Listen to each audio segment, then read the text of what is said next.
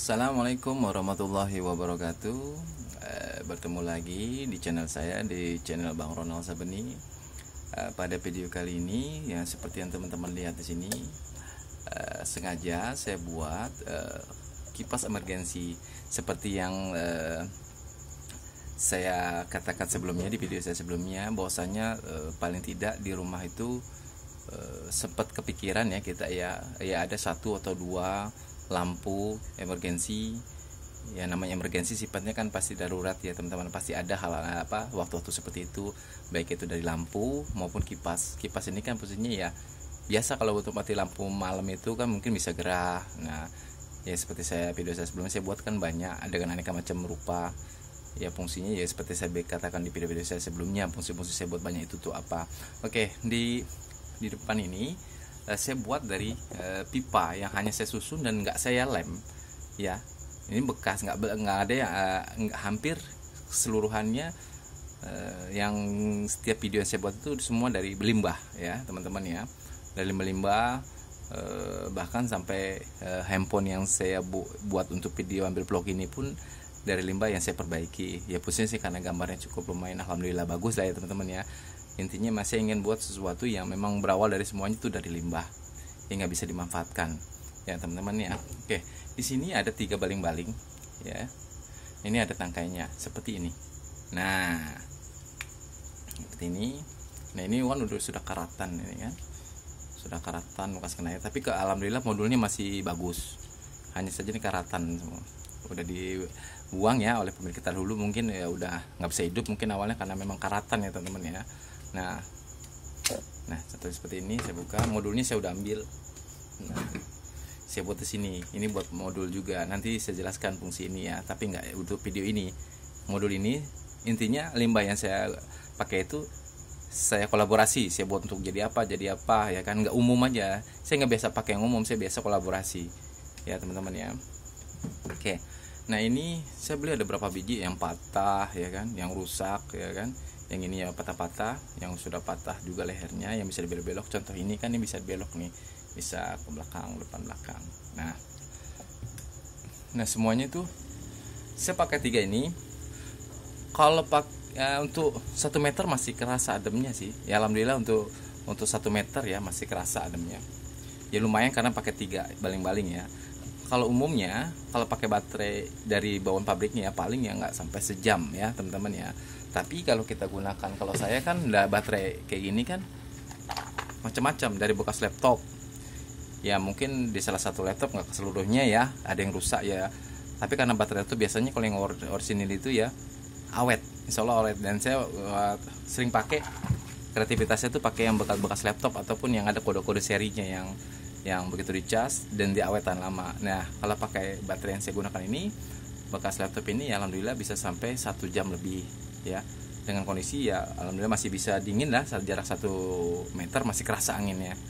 Nah karena di sini kan sengaja sebenarnya kalau saya mau modulnya ini saya umpetin ya, saya taruh di mana gitu kan, tapi karena saya ingin dengan seadanya saya buat yang seperti ini ya teman-teman ya. Oke, saya matikan dulu. Nah ini ada speednya juga, nomor 1, nomor 2. Nah ini mati. Nah di sini saya hanya, nah di sini, nah ini kebetulan pakai baterai yang biasa untuk ngetes saja. Ini kan karena patah ya, mungkin di pemilik dulu dibuang karena patah ya, enggak. Cuman karena menurut saya masih bisa, limbah-limbah seperti itu masih bisa dimanfaatkan ya teman-teman ya.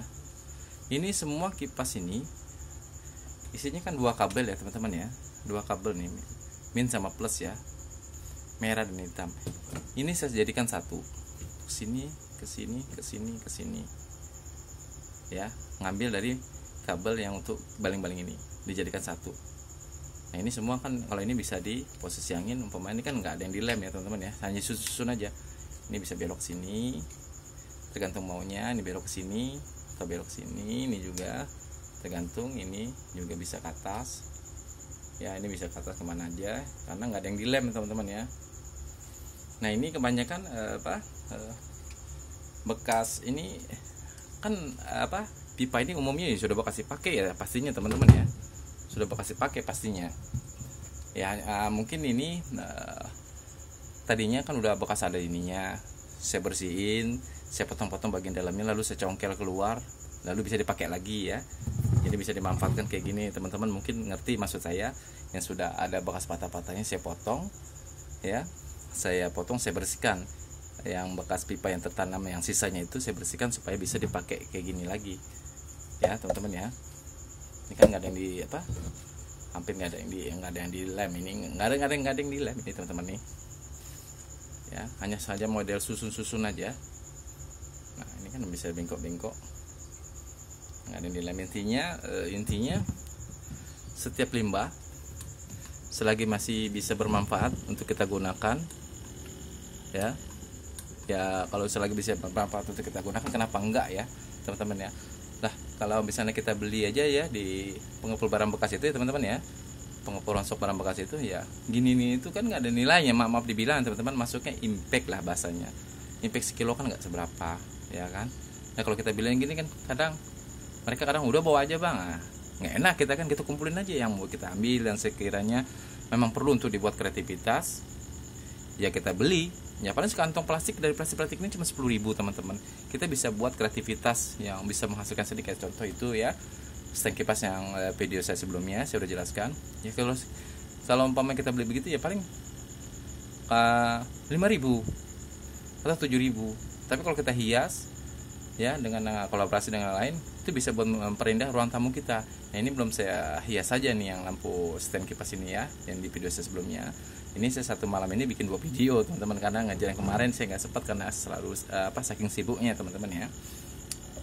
Nah saya rasa sampai di sini teman-teman sudah paham ya teman-teman ya, metode pembuatan dari limbah barang bekas. Bahwasanya